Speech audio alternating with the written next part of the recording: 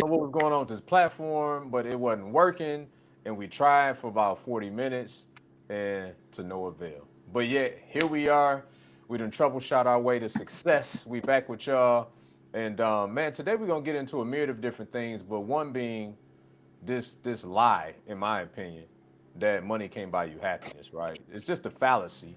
And we're gonna poke at that a little bit. I know Praise got some business coaching questions as well as many of y'all probably do, which as always, put it in the chat. But yeah, welcome back to another Q&A with BA. What's up, Praise? How we feeling today, champ? Man, I'm just happy to be back, man. They tried to get rid of us. They didn't want us to be great last time, but Man, I'm telling you the truth, bro. Like fighting for my life last week trying to figure that out. yeah, man. So I happy to be back.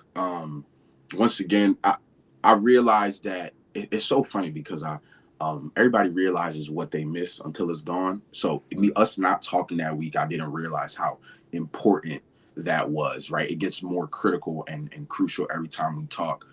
So we didn't talk, and I was like, "Dang, something's missing this week." Like I don't know what I was like. It was that conversation that I was missing, but we back. So I'm grateful to be here, and I'm ready to get things rolling again. So yeah. Bro, for real. Cause and now that I think about it, the previous week I was in Philly, Yeah. and so I had a flight that day, that Thursday. So I ended up going live by myself that Wednesday. I know you had another engagement that particular day. So yeah, it's been a couple weeks, man. So we right back like we left something. So where you want to start?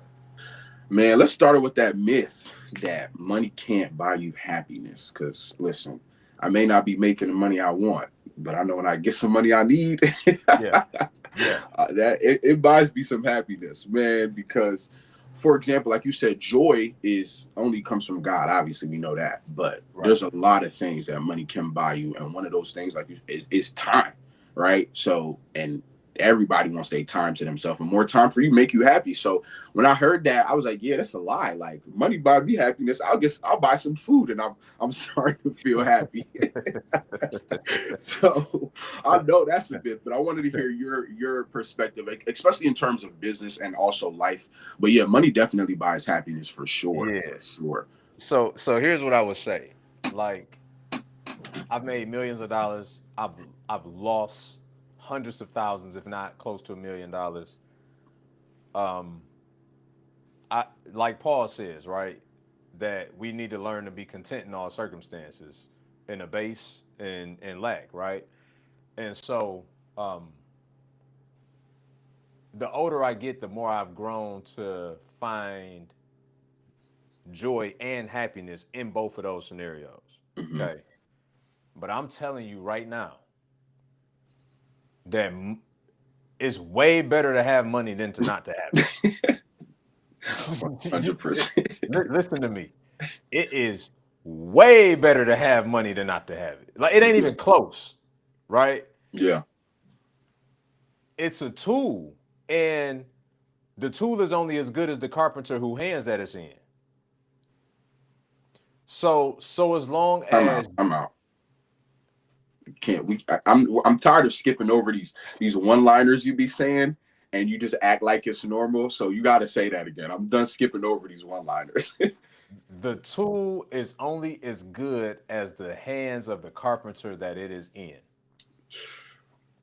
So as long as you continue to develop yourself, so as long as you continue to evolve as a person, then having excess money is an amazing thing. Mm, However, comma, if you still got all of these strongholds and you still got all of these bad tendencies and you still a scumbag and you still chasing all the wrong things, money will ruin you. Money will ruin you because it will make you more of who you are. mm, If you a giver even when you low, you're gonna be a giver when you up. But you're not gonna become a giver when you up because you got more money. You're gonna still be a taker.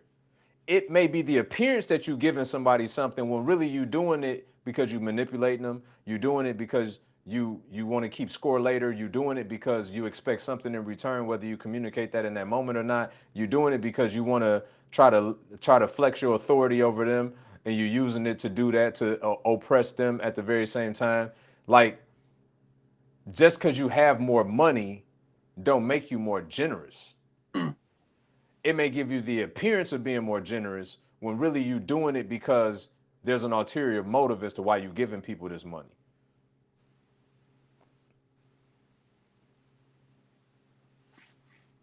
So more money make you more of who you are. So in order to enjoy more money, you need to become more of a better person.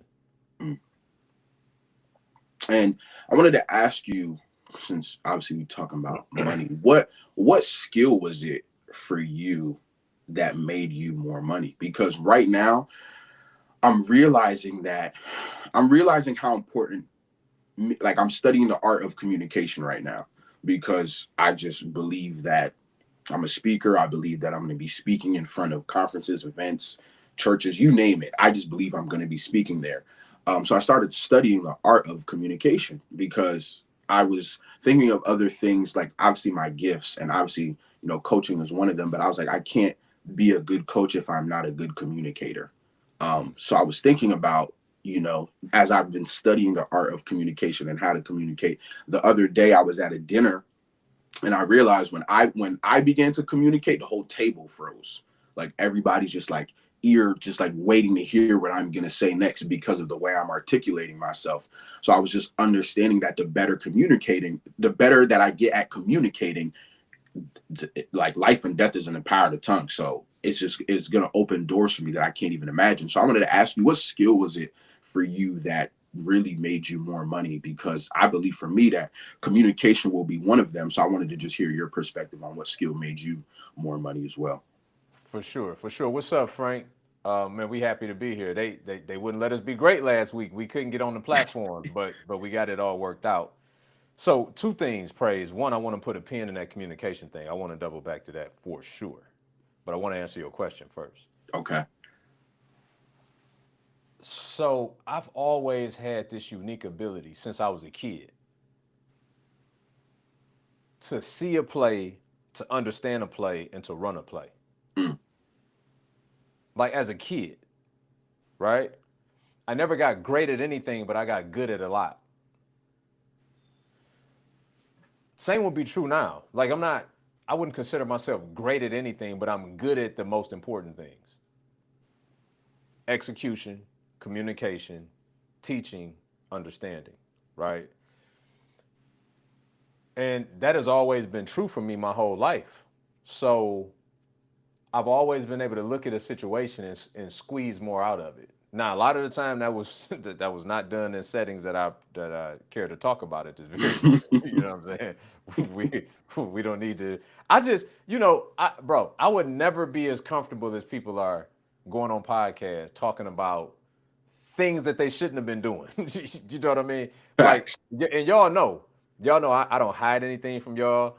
In a private setting, I would divulge as much as y'all would like to hear. I just still don't trust everything that's going on with this internet to just be out here talking crazy about certain things that I've done in my life, regardless of, the statute of limitations, all the rest of it. Like, okay, cool, right? Matter of fact, you see that podcaster, the $10 million, and he in the feds now. You saw that? Yeah. So anyway, right? That's exactly my point. Like, we can't be so comfortable trying to get clicks and likes and virality that we put too much of who we used to be out there. Now, in his case, he was still him. It sounds like, in my particular case, this guy, you know what I'm saying, literally from a few decades ago. But in saying all of that, yeah, I think, as an example, I graduated high school with honors. I graduated college summa cum laude. What does that mean, right? At the end of the day, it's not that I wasn't intelligent, but I wasn't that scholastically gifted to just be having all these achievements. What I was good at was understanding this is the assignment, this is when it's due.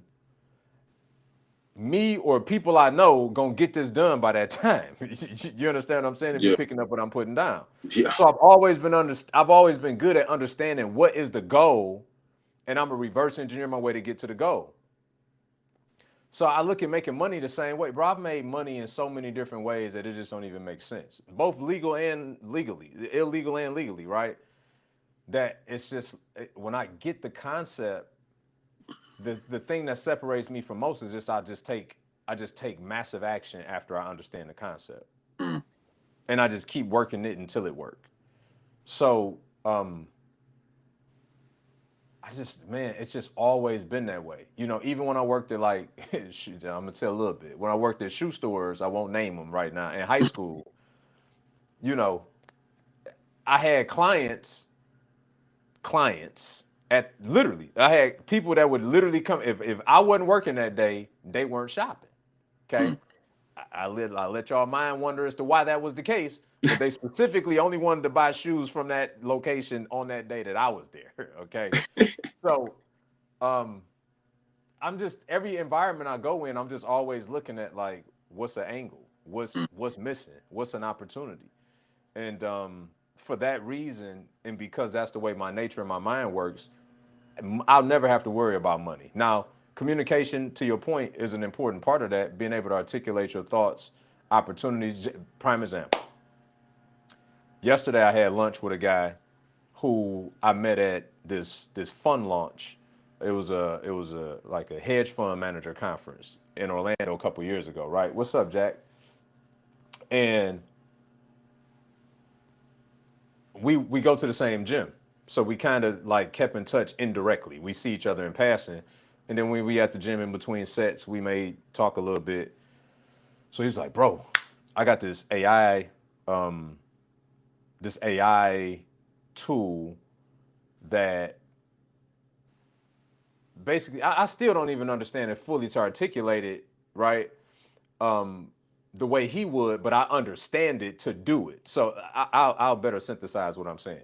So basically, he works with a company that helps to, I mean, they almost like an M&A company, but they take companies $250 million or less in revenue or EBITDA, and they evaluate them to find out what they're really worth.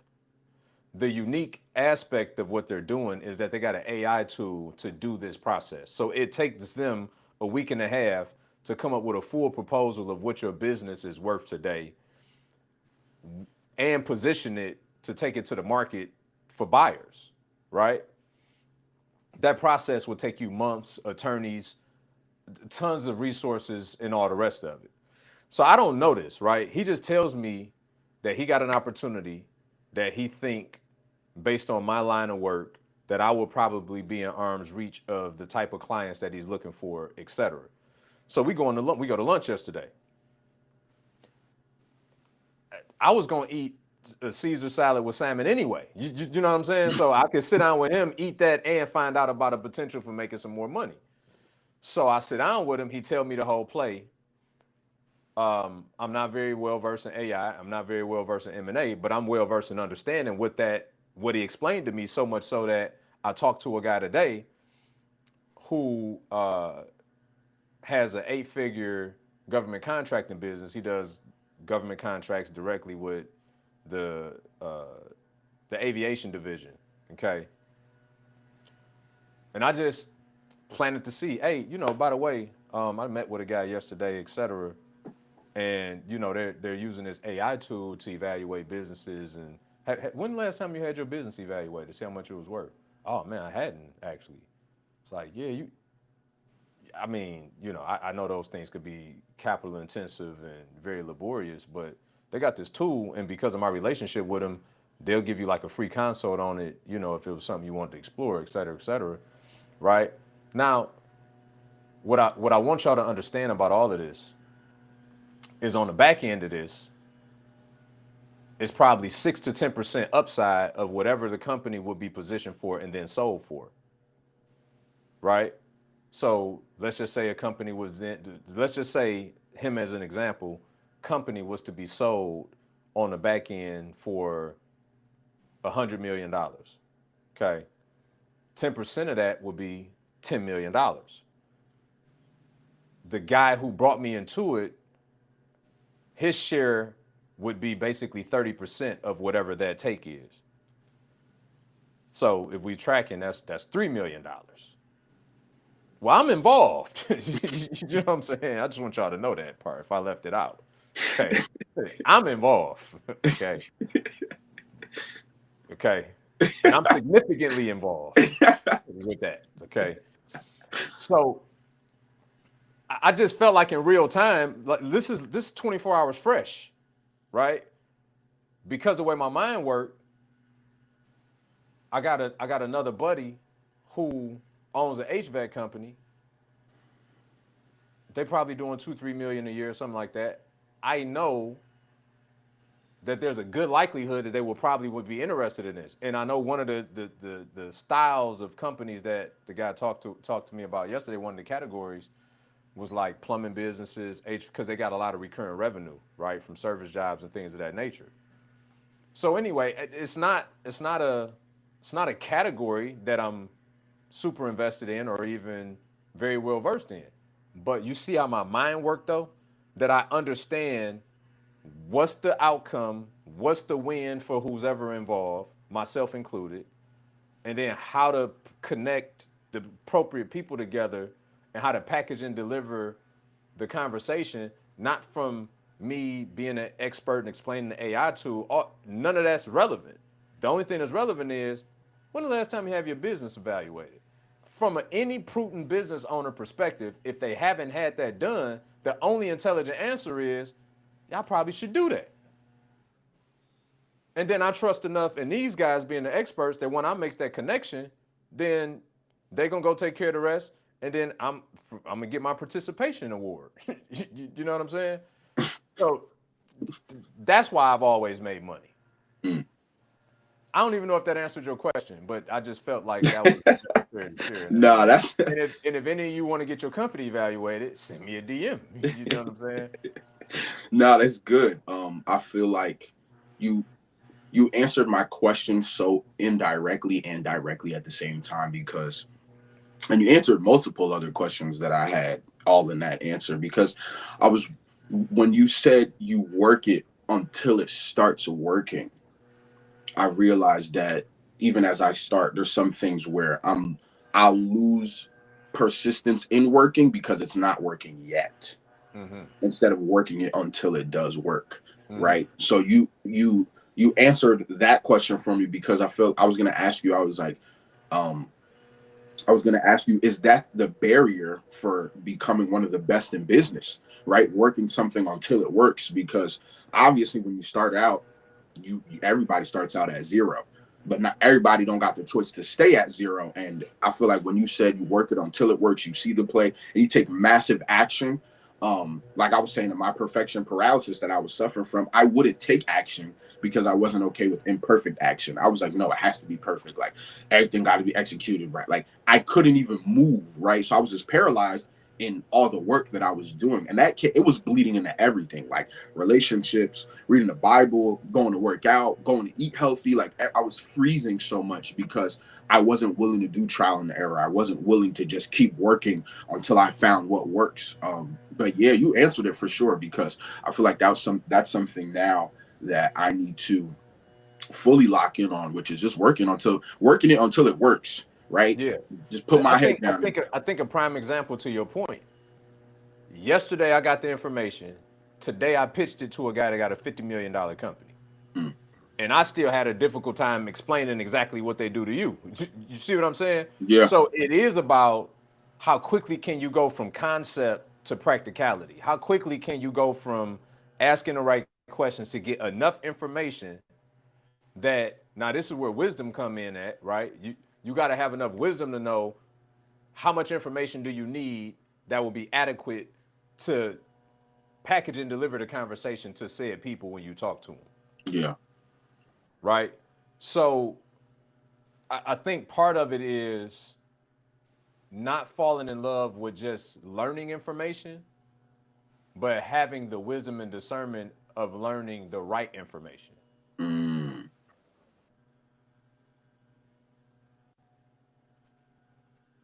Because we can just turn into information junkies, but we're not getting the right information though. I need the information that's going to allow me to go execute immediately. That's good. The other stuff we can fill in the blanks later. I promise you, by the time we get a couple people through this process, I'm going to be well versed in their entire business. But for today, I don't need to be. I just need to understand who is the connector, what's the risk. Oh, y'all going to do the evaluation for free with the tool?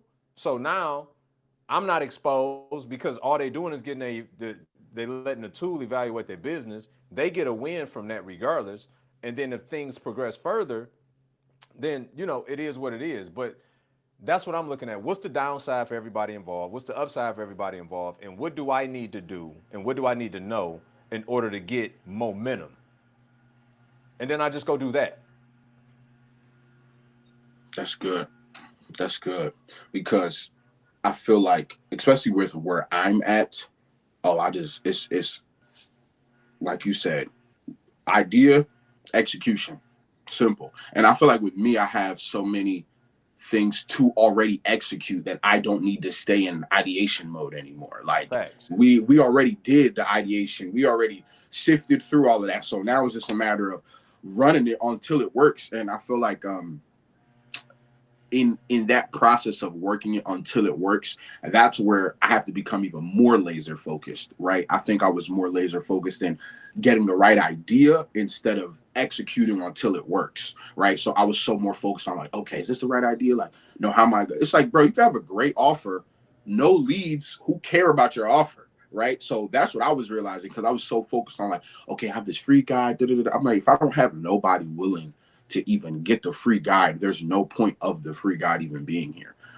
Because I was so focused on the stuff I wasn't executing. And now that I'm executing, I'm like, oh yeah, it's time to just work it until it works. It's time to do the things until it start working the way it needs to work. And I wanted to ask you this question. So I know how money can buy happiness and By the way, can I just clarify one other thing right there? yeah.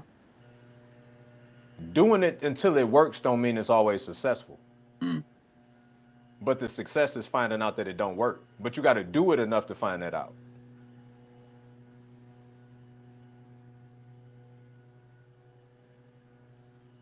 that's good. You know what I mean? Like Yeah, that's a very important. Did y'all catch that? Everybody in the chat? that's real good. That's Doing it real. until it works doesn't mean that it always works out the way you intended, but it worked enough to tell you that you shouldn't do it no more or you should keep doing it. Mm, that's really good. You got to step out to find out. That's good. Yeah. Somebody said, can you elaborate on that? So let's say, let to your point, let's say you got a new offer and you think it's a great offer, but you haven't put it in front of enough people for them to validate whether or not it's a great offer.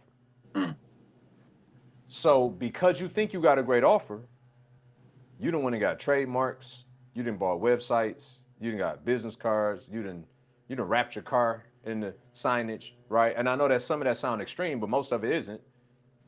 And you haven't even put it out to the marketplace and enough people to for them to tell you whether or not it's great. Because it don't matter how brilliant you think it is until they tell you that it's great.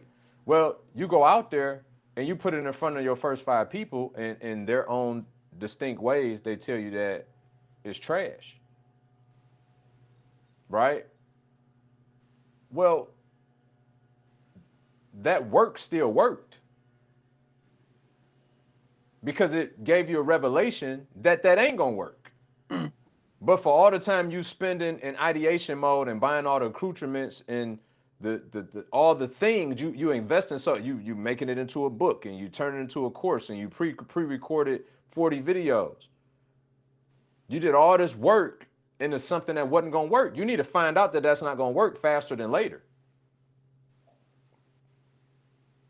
So that's what I mean by we gotta step out to find out. We got to go do enough activity to find out if it's going to turn into productivity.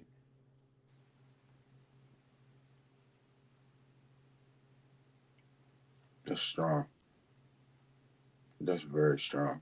And you ain't going to figure that out in the classroom, bro. You're never going to. Everybody had a great business on paper. Whoever had a business plan that failed on paper and put it in front of somebody? Nobody. Everybody got a great plan on paper. The only way you figure out if it's going to work or not is to go do the work.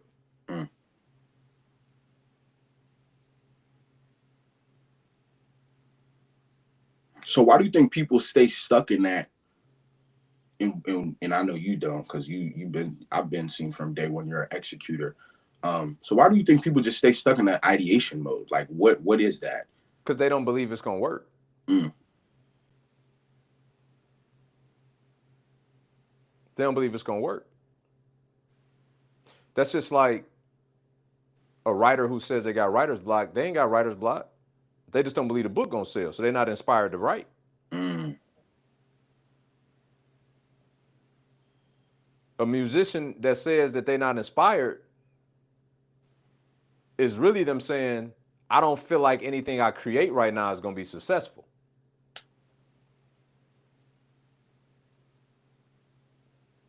That's how you feel, B? I mean, I'm just keeping it a buck since we are here. Wow. My goodness. If we thought and we believed that everything that we would do would win, we just do it every day. Mm.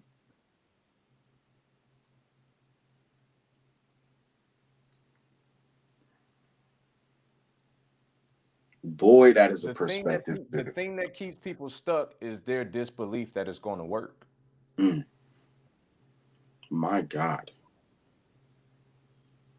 If I knew I had $1 million in the bank and I wanted to go get $10,000 out, I would get in the car with no hesitation and go get $10,000 out the bank. If I knew that I wanted to go and pay for a vacation and the vacation gonna cost $7,000 and I think I got $6,700 available on my credit card, it's not that I still won't go and try to pay for the vacation, but I'm gonna be a lot less excited, and I'm gonna be moving a lot slower to go do one thing than I would the other. Why? Because I'm not sure if the car gonna go through. I don't know if they're gonna approve the extra $300. It's good. So I gotta do it eventually, but they calling, hey, you ready to go ahead and pay? Yeah, just give me a few. I'm just, right. But if it was 100,000 in the account, and they like, you ready to pay? It's like, yeah, I thought you been sending me that invoice. Where's it? Mm.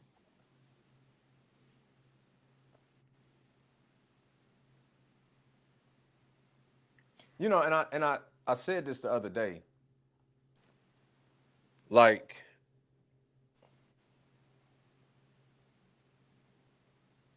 what if we had the same belief in Christ that we did in Santa Claus?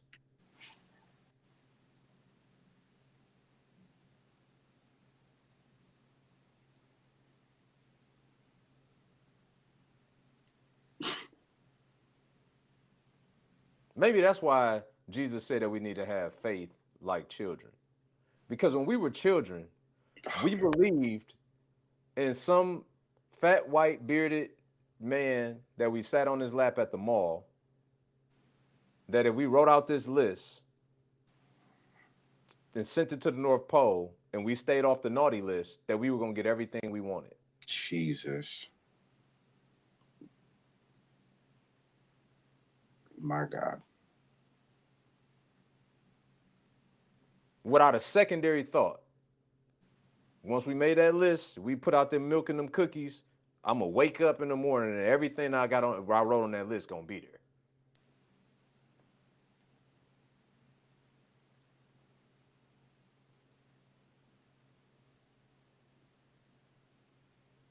But here it is, we got the promises of God in front of us. We have the spirit of the living God inside of us, and we have witness and testimony all around us. And we still like, oh, I'm not sure.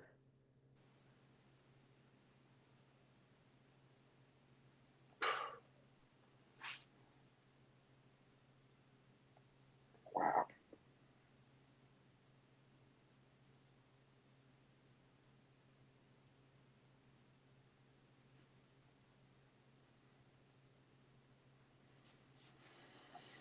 It's a wild concept, man. I was on the phone with somebody and said it the other day. I was like, oh, I gotta go record a video on this. This is crazy. My God. So in other words, we have more belief in the counterfeit than Christ. That's exactly my point.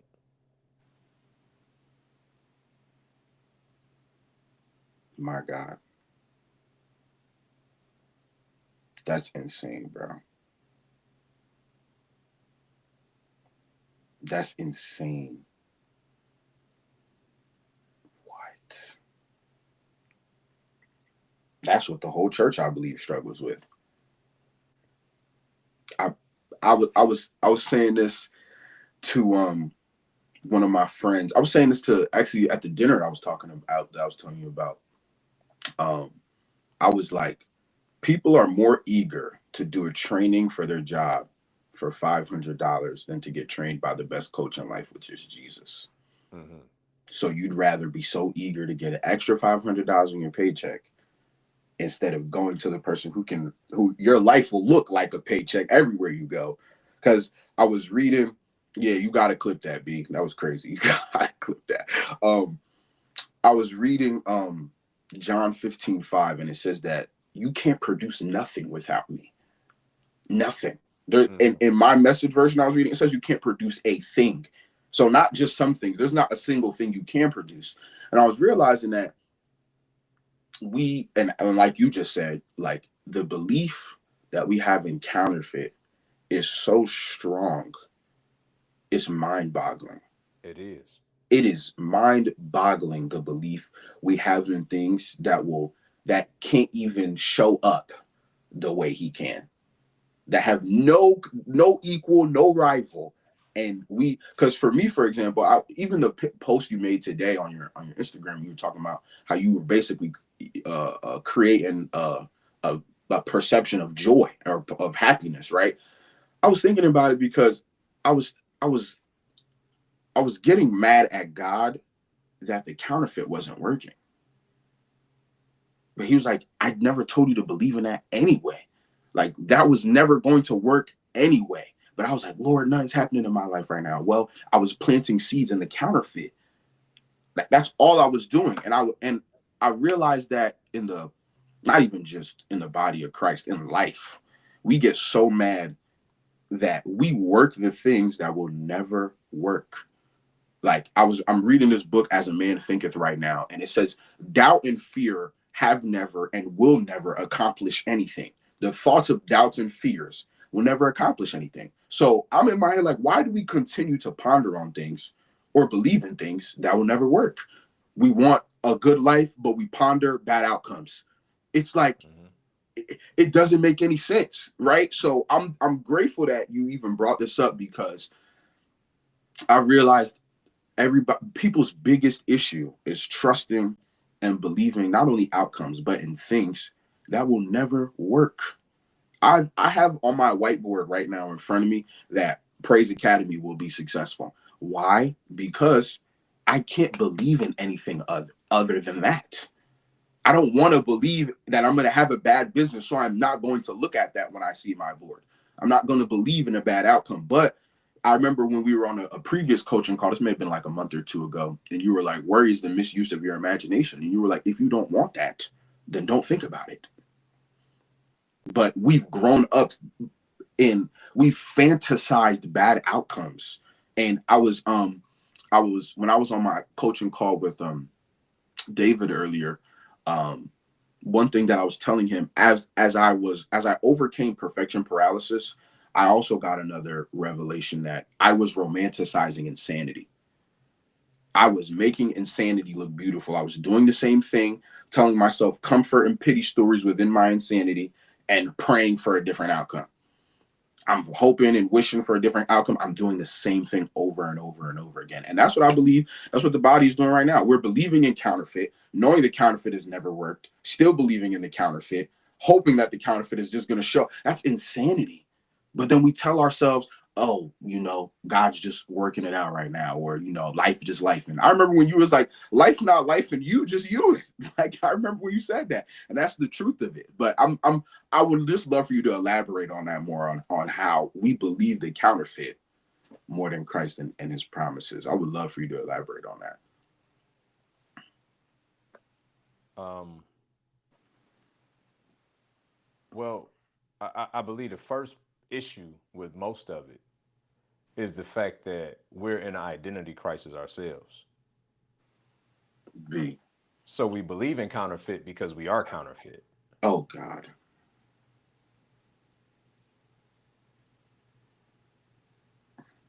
right? And and we attract who we become. So Mm. if I'm counterfeit, I'm going to attract more counterfeit.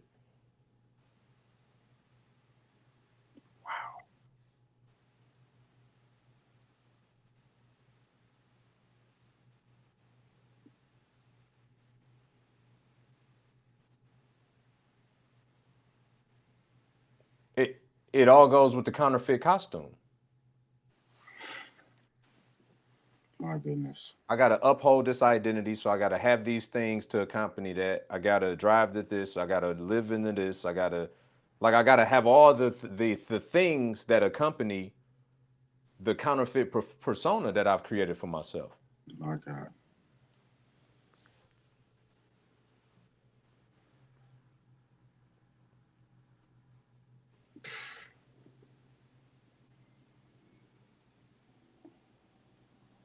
I don't know who pushed their buttons this week, but boy, my goodness.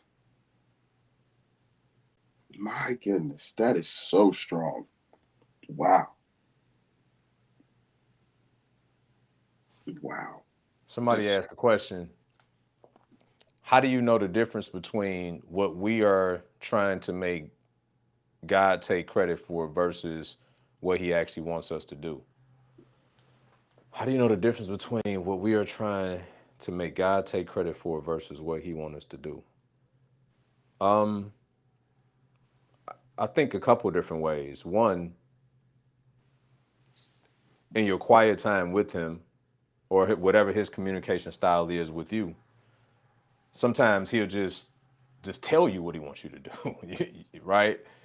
At which most of those situations are things that you don't want to do. That's why he's telling you that he wants you to do. Now it's up to you to walk it out in obedience.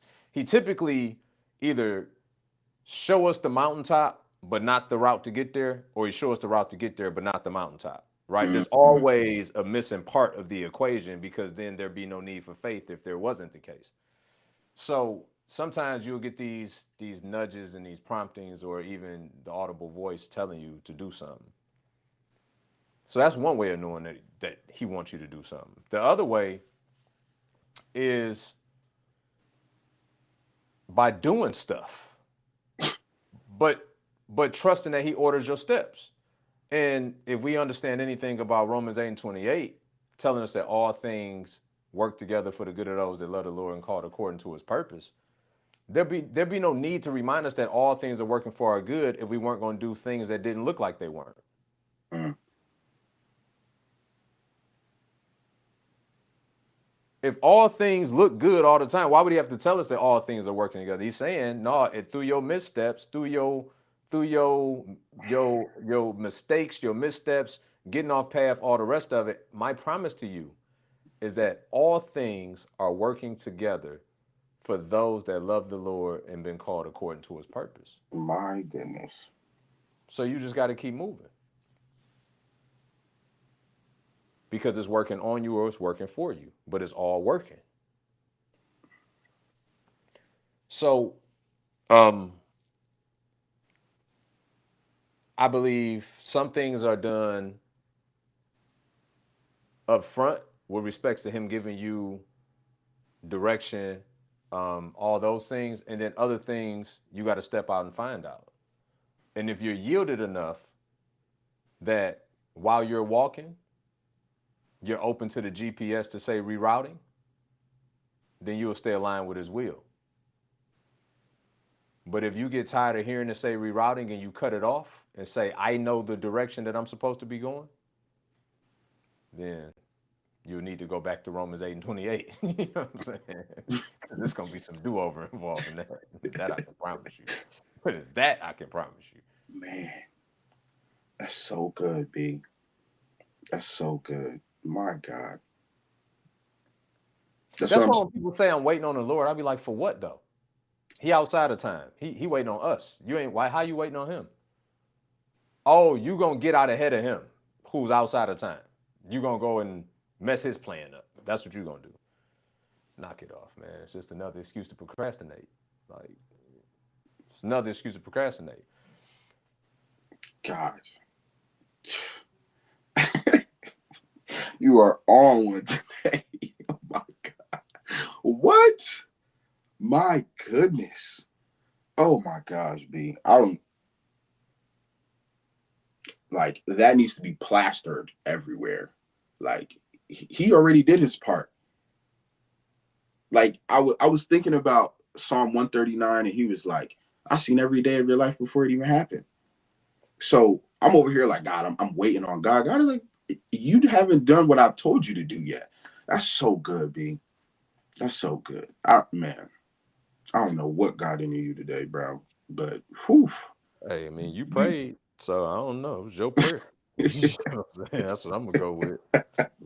But it go back to Jack point. Like, how do we know if we making something about God that's not? It's like we got to stop doing that. We pray, we pray, we pray. He put you in. He put the opportunity in your face, and then you like, I just need to pray about it. No, you've been praying. This the answer. Mm. But the answer is an opportunity, not a gesture.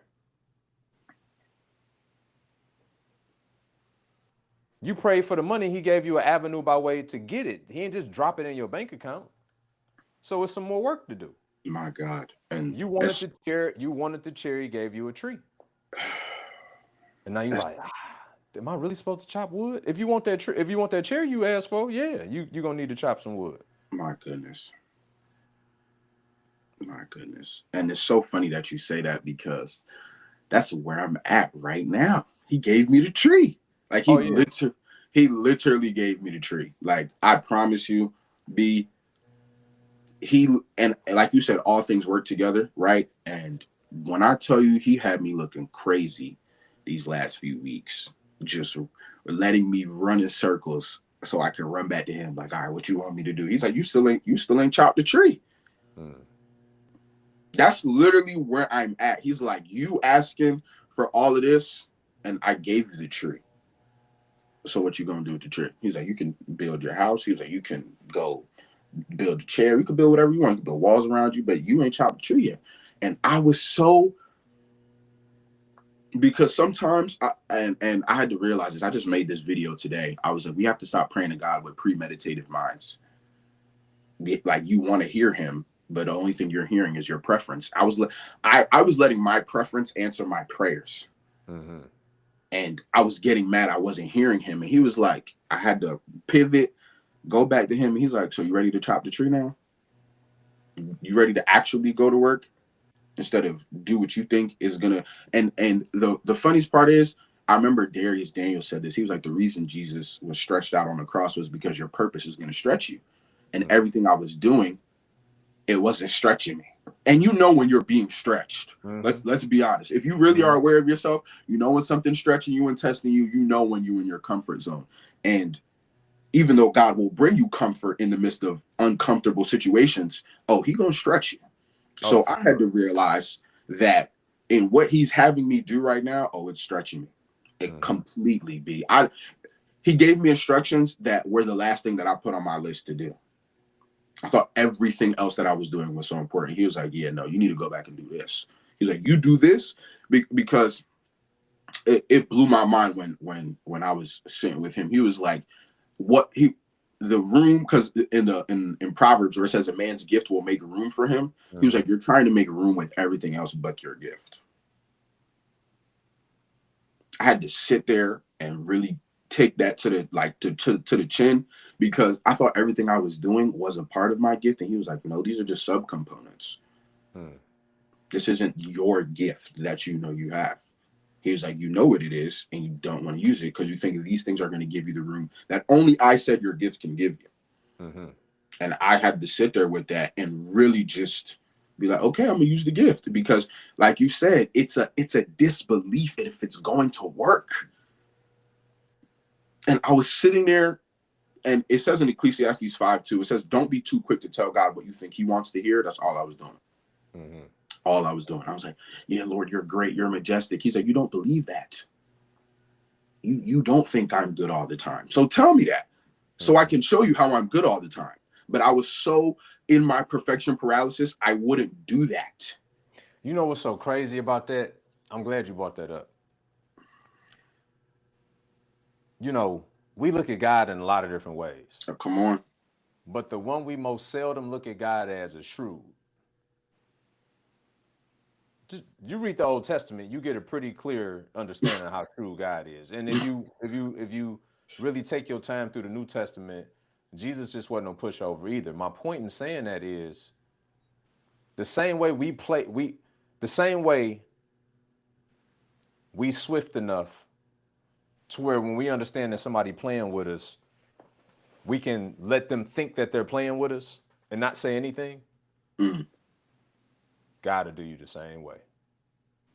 He'll let you keep coming up there, getting in that closet for an hour, babbling, running on, knowing that none of it is in your heart.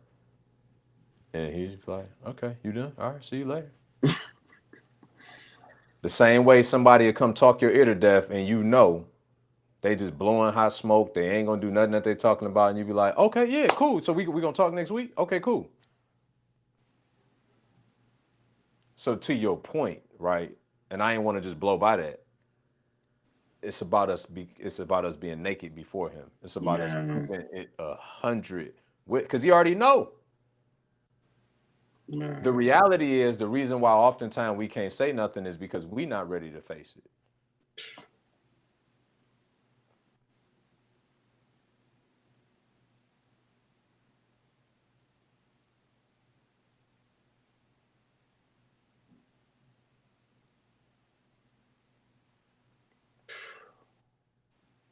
100%. And it's so funny because in that part right there that we're not ready to face it, I was telling, and I might make a longer YouTube video on this, but I was saying that we've been able to get through life on 25% lying, not telling the truth, not being ourselves, not being honest. We've been able to get through life that way. And I always say this to my discipleship community. I'm like, you can't take worldly frameworks into the kingdom. It's never going to work that way, right? And for me, I was thinking about just using my gift, right? And sitting before God and being honest. And I just was like, Lord, like as much as you gave me this gift, and I would never say it before. Like before, I'm like, So, by the way, time out. What is the gift? You didn't open loop this conversation for 7 minutes and never said what the gift the is. gift is music. The gift is music, Okay. right? Okay. My two gifts that I know. You was having a Jonah moment even while explaining it. I'm like, I heard gift 17 times. Man, When are you I'm gonna in my actually say head it out loud? because, like I said, it was something that it came so easily. So I'm like, this can't be, you know what I'm saying? It's like I want to work harder for the gift. Does that make sense? I Right. do. I So do. I'm wishing it was something else. And he's like, nah, it's music. Like go make some more music. Go get your music out there. Go do what you need to do for some music. I'm like, bro. I'm like, music, but I'm like, and mind you, the two gifts that I only know I have are speaking and music, right? He was like, you're already doing the speaking. He's like, you haven't done music. He was like, the room you looking for, go show your music off and let's see what happened with that. But I wasn't trusting him with the 5 loaves and 2 fish. I wasn't. Like, I was like, Lord, I was like, music. I'm like, you know how many people doing music? I was like, you know how many people doing? He's like, they're not you. He's like, now I'm eating my own sermon. You one of one. You're the answer. Da, da, da, da. I'm like, all right, Lord, like, I'm eating my own sermon, B. B, how many times have you heard me say, oh, you're one of one, oh, you the answer, or you this, and that? He has me eating my Man, own sermon that's tough. because he's like, the one gift I gave you, you don't feel like using. You don't think is good enough to use. So you think you're just going to run with this speaking gift and ignore the gift of music as if I didn't name you what you're supposed to be already. He named me praise. I'm trying to figure out what else to do. He's like, I named you what you're supposed to do. And B, that was the one thing I've been Jonah about. The one thing I've been Jonah. I'm like, nah, I ain't doing that. I ain't doing that. I'm gonna go speak. I'm gonna work on the art of communication. He's like, okay, keep running around in them circles. Keep doing that. I'll let you do it. I had to sit down. It was this morning. I'm saying here, all I'm hearing is, so you ready to use your gift? You ready to make some music? He's like, you have all the music, you just don't want to share it. You gatekeeping the gift and getting mad at the room you don't have. But it says a man's gift will make room for him and bring him before a great man. So the people I want to be around, I'll only be around when I use my gift. That's where I'm at, B. That's where I'm at. The one thing he's telling me to do, I have not been doing it. I'm like, oh, speaking, oh, this, oh, that. He's like, you want something to fund your business? Go make some music. Transparency moment. He just told me, because I was going to tell you this. Let me tell you this. Transparency moment. He said, praise is secretly the world's greatest peacemaker ever. Music is awesome. Oh, all right. Yeah. Let me tell you some transparency moment. He just told me to leave my job. Because he was like, you think that's what I want to fund your business, and it's supposed to be your gift. And I just didn't have enough faith. B, I was going from job to job to job to job, running everywhere but using the gift. He was like, are you ready to use your gift now? At first, he was like, don't go into work. I didn't listen to that one. He was like, now you're not going to have a job until you do what I say. So now I'm sitting here with the only option to use my gift. Only believing that he's going to use it, only knowing what gift to use. That is it, B. That's where he has me at. And I was going to tell you this It's so interesting to me how all this thing came full circle. So 2 weeks ago, if that, I'm on a call with Brett. Brett reached out because he had a client and he needed a little bit of guidance on how he was going to close this transaction. So I get on the call, we talk through it, this, that. But shout out to Brett too, by the way. He closed it. But in that, he had talked about y'all connecting offline on the music. I was like, yeah? He's like, yeah, man. I said, is he? He's like, bro. I said, he got something. He like, you know. He like, I keep forgetting he's 23. So he ain't jaded. He's like, for me, I done been through this so many times with all these different artists, because he a producer. He like, I've been through this with artists, and he was like, but I ain't gonna lie. He got me believing again. Like, and I say, but B, he got something. He say, I'm telling you, it's special. He's like, and it ain't. He was like, and it's. He's like, he can't even really put it out right now because it's like samples from other. He's like, he ain't even took the time to really like session, like, you know, producer, artist type of. He's like, he just been overlaying on other people's stuff already. So that's when I pinged you that day, and I was like, man, send me your stuff. Let me listen to it. And I'm like, oh, he got some go in him. So it's been more conversation in the last 10 days about music than it has in 4 months that I've known you, right? I I I think there's something probably to that. I don't know how many times we've talked, like we've never talked about your music. Yeah. Because I'm already like, speaking gift. We're good. We green. Right? I'm like, that's not, I was literally telling God that's not important until I was praying about so many other things.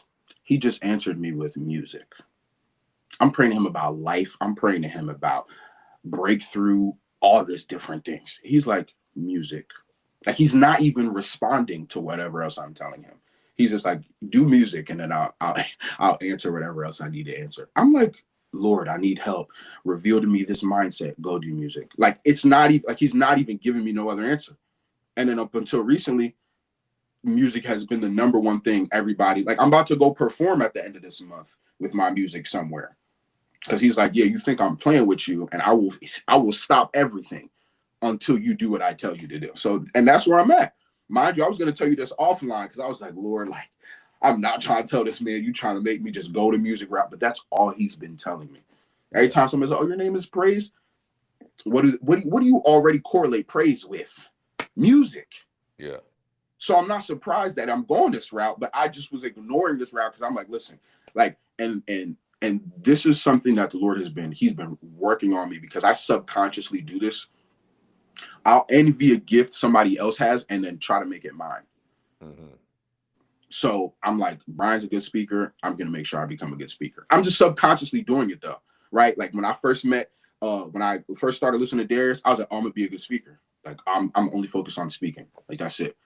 Now that I'm only focused on speaking, he's like, what happened to music? Everybody now is not, people are coming to me more about my music than the business I'm trying to promote, B.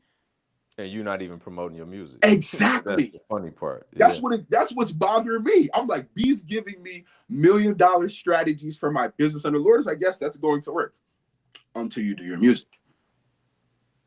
I'm going to people like, oh yeah, I'm building a business. I show somebody my music. That's all they talk to me about. They're not even concerned with the business. I'm in my head like, am I crazy? I'm reaching out to people, business, talking to people, business. I show them one song, B. That's all they're talking to me about. Yeah.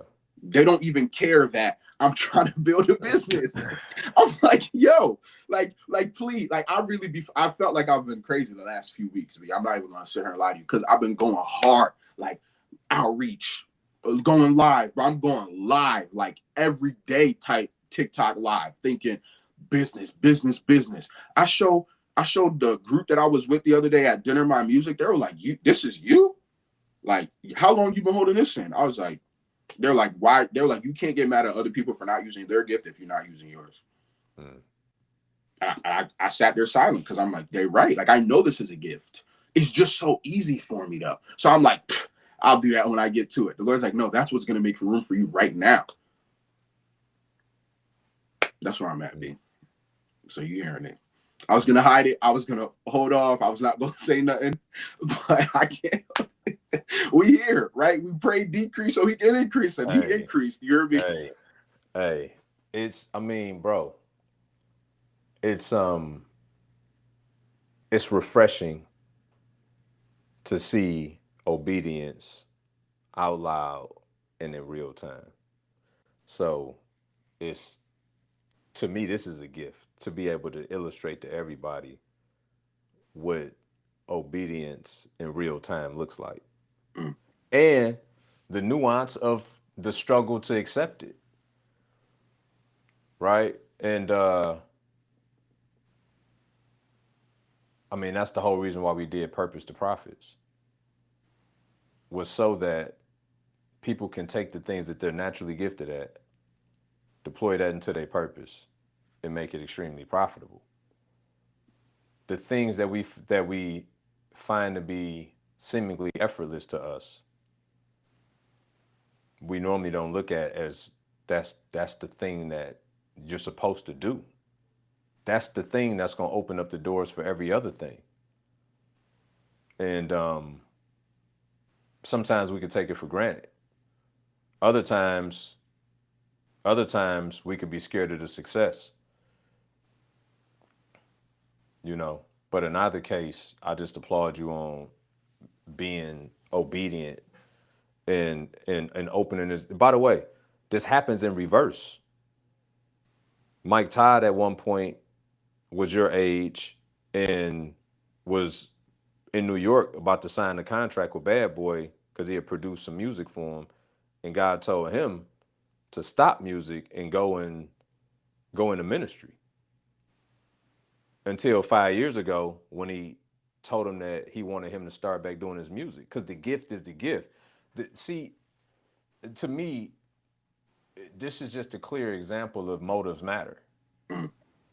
The fact that you got the gift, the thing that you will likely be the most successful at in the season, and don't want to do it, is why he making you do it. In Mike's case, he probably was using his gift, and it was probably tearing him up because of the way in which he was using his gift in a certain environment. The guy knew that wasn't going to be safe for him in that season. He needed to go develop him more before he could allow him to develop that gift more. So the fact that you're not on here beating your chest about how great you are, but yet you know how great you are, is why he wants you to go and do the thing, right, in this particular season. And the thing that you found most security in, which is your communication and all the rest of it, he's like, no, I don't want you to do that, though.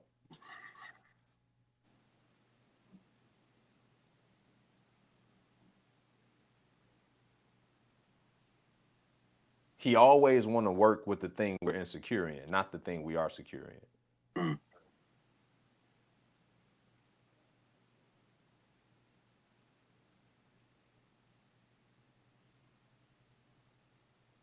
Because he never wished for his own obsolescence.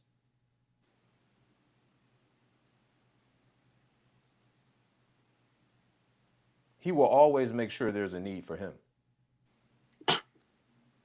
Man, you could say that again.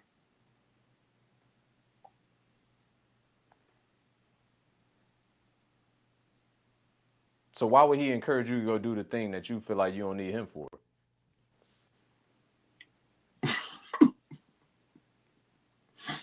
Boy,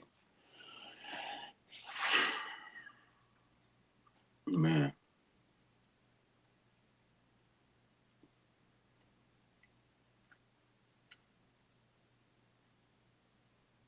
Yeah, man. When I tell you this been on my heart for a minute, B, I was like, but because you know why? When I first started making music, it was in memory of my father. So that was something I never wanted to share. And then I was like, all right, let me glorify God, but I'm still going to represent my dad. But it's so intimate that I'm like, I don't want to give this away. Like I want to gatekeep my intimacy. And he's like, yeah, you can't do that no more. You got to share it. He's like, you have to share what you don't. Like bro, when I'm telling you, I'm pouring out my life on the line when I'm making these songs. Like this isn't just, I don't just say stuff on there to just say, I'm telling the story of my life. You know what I'm saying? And that's a story that's intimate. It's an intimate story. He's like, yeah, that's what I need you to tell people. He's like, everybody's story in the Bible was every intimate part of their life. True. I mean, you look at all the look at all the Psalms and how intimate David was when he was penning all the Psalms. Come on, and that's the longest book in the Bible. So he was like, you and it's so funny because I was studying the Psalms and what Psalms meant. Like it's literally book of praises. Mm-hmm. So he's like, what are you doing? He's like, I need you to write your book. Like, go do that. And I've been, when I tell you, I've been like, Lord, I'm not trying to, you got that. He's like, yeah, I haven't been able to move, B, until I start. Like, genuinely, I've been sitting here, like, I've been asking the Lord, what's the new revelation? What's the new business strategy? He's like, go make music. You're asking me how to scale your business. You're asking me how to make 6, 7 figures, 8 figures a month. How about you go make music and then I'll show you what I'm capable of doing. But I'm like, nah, and I'm so grateful for you. This is why I'm grateful for you, because I said this in a live. I was like, I'm only here to send you to who sent me. And that's exactly what you resemble. Because a lot of people, like you said, coaching should create it should create independency, not dependency. I shouldn't be like, hey, B, I can't do this without you. You're like, no, I need you to do this without me. That's what you've resembled. You've resembled that. So I can't come to you and be like, B, I can't do this without you. Because in this point in time, as much as I'm like, but B's doing coaching this way, the Lord, and you even telling me like, yo, go do what the Lord is telling you to do. Most coaches will be like, oh no, like I got you. And you're literally resembling what you walking, what you talking. Yeah, I mean, good coaching create independency. Bad coaching create codependency. Yeah. I don't need to be needed. I'm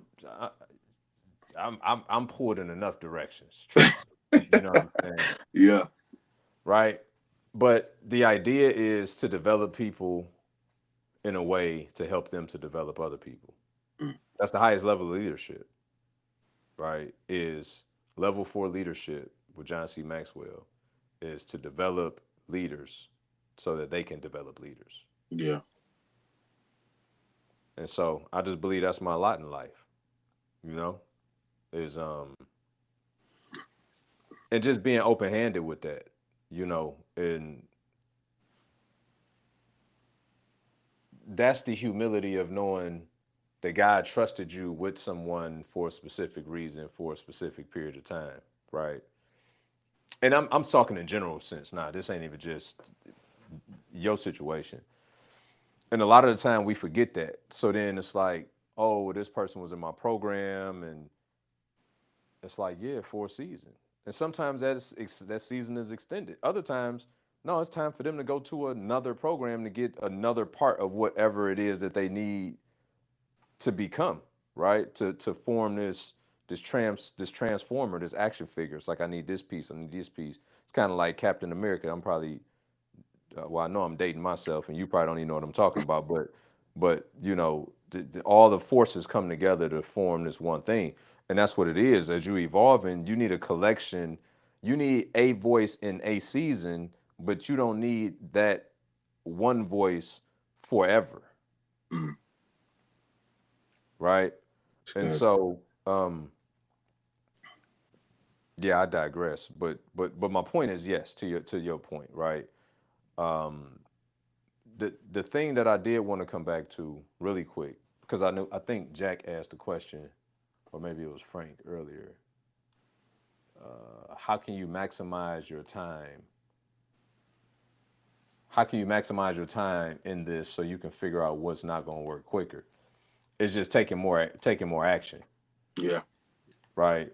Uh, and I mean, I think even to Praise's point today, a lot of this, a lot of the peace and the clarity that comes along with it is the fact that you've been taking enough action in the other direction that you know that you've been met with a lot of resistance.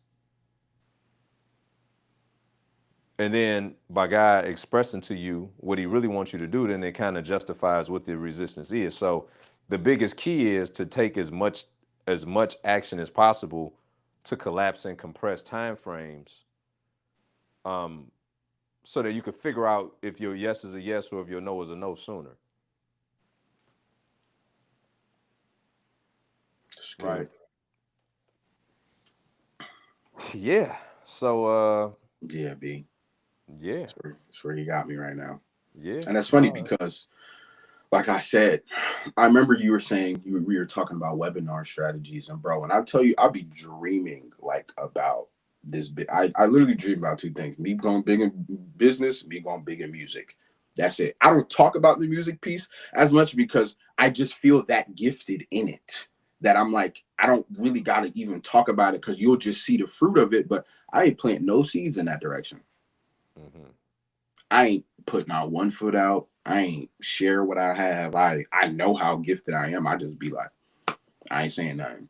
Right. And today, right, when we were talking about webinars, I previously you were like, the most important part is that authenticity. Your zero to your hero story to zero, right? So, and I feel like today was a clear cut example that you got to share that piece. I don't know who needed to hear this today, Hmm. right? But I would usually gatekeep because I'm like, nah, it's too intimate. They don't need to know what's going on in my life and X, Y, and Z. And the Lord's like, yo, if you don't share this with this man, I'm putting a person you need help from in front of you, and you're not gonna tell him what you need help with.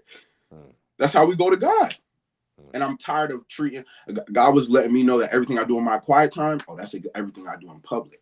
Hmm. So if I'm not gonna tell him the real when I'm in the quiet, I'm not gonna tell the real when I'm in public. So I was here like, I gotta tell B this. Like, I gotta tell B. Like I was in my head like waiting to tell you offline, but I seen the moment, and it's like if I didn't take this moment, I don't know what repercussions or consequences I would have dealt with if I Hmm. didn't share it. But yeah, that's where I'm at, man. That's where I'm at. I'm screaming at people. Praise Academy from the rooftops. He's like, yeah, you need to go make some music. Hmm. That's good, bro. Yeah, Yeah, I mean, bro, it's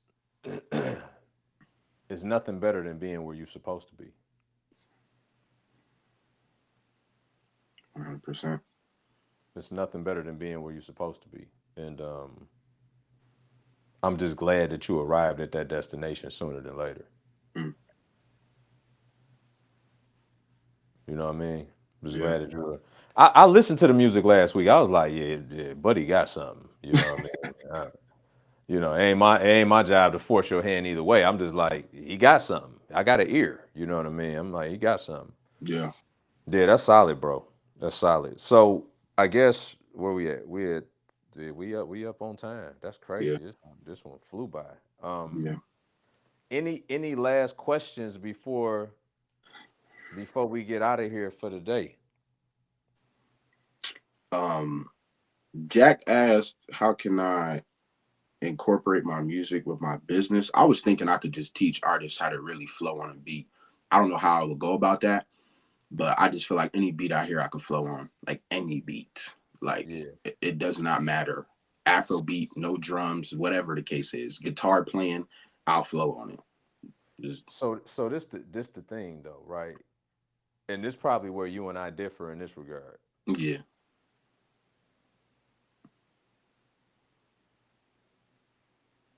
I don't think I don't think your business is gonna change.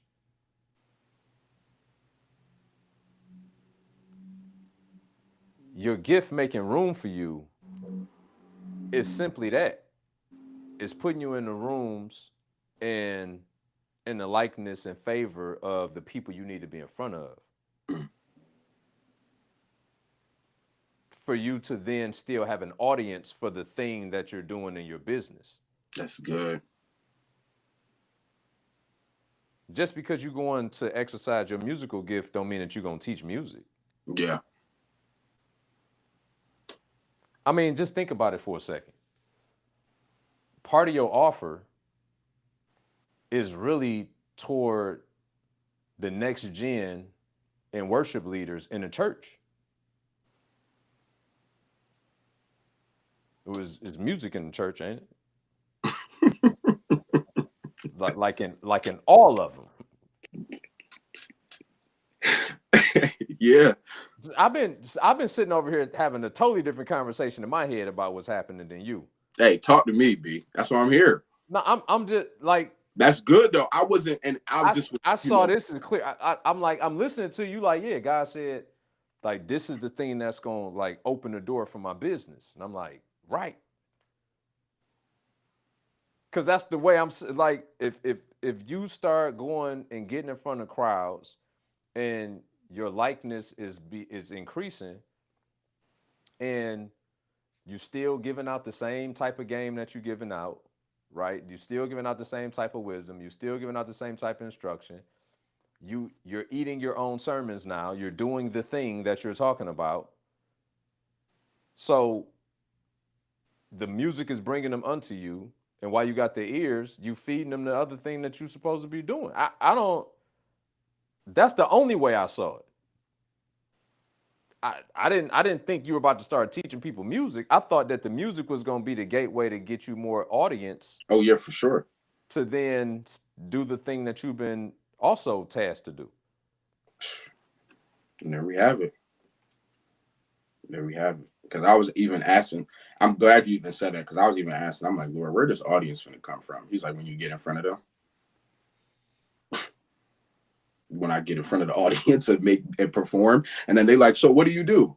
I do music and because I'm this and that, so I'm gonna be like, and Praise Academy. So yeah, man, I'm excited. I'm humbled and definitely decreased, but I'm excited. Bro, I mean, think about it. What did David have to do to win Saul over?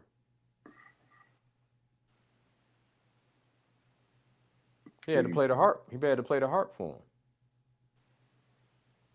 So, I mean, you 23 still. The fact that you got a musical gift and your generation, I mean, all generations, but your generation, is stimulated by music, especially at the age that you're at. Your avatar is the age that you're at. To me, it's like one of the easiest ways for you to cast a wide net. Mm,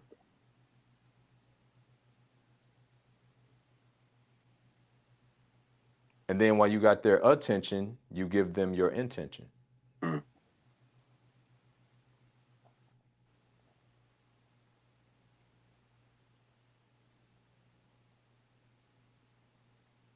Thanks for being my mentor.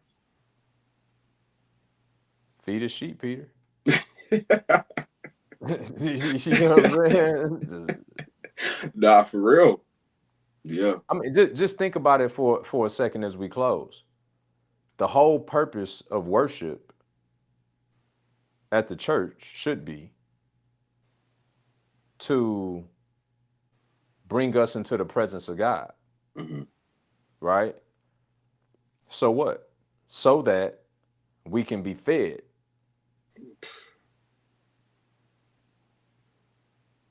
So what other reason would you be using your music? Mm. It wouldn't be to lift praise up.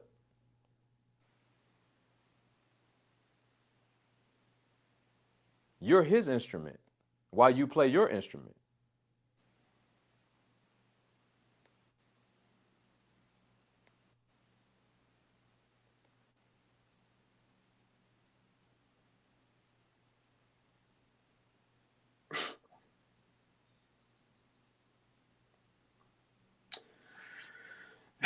Yeah, you got it. You got it. Fair enough. Yeah. On that note, we'll see you good people next week. And don't be shy in them comments. Let us know how this was helpful for you. All right. God bless y'all. Sir.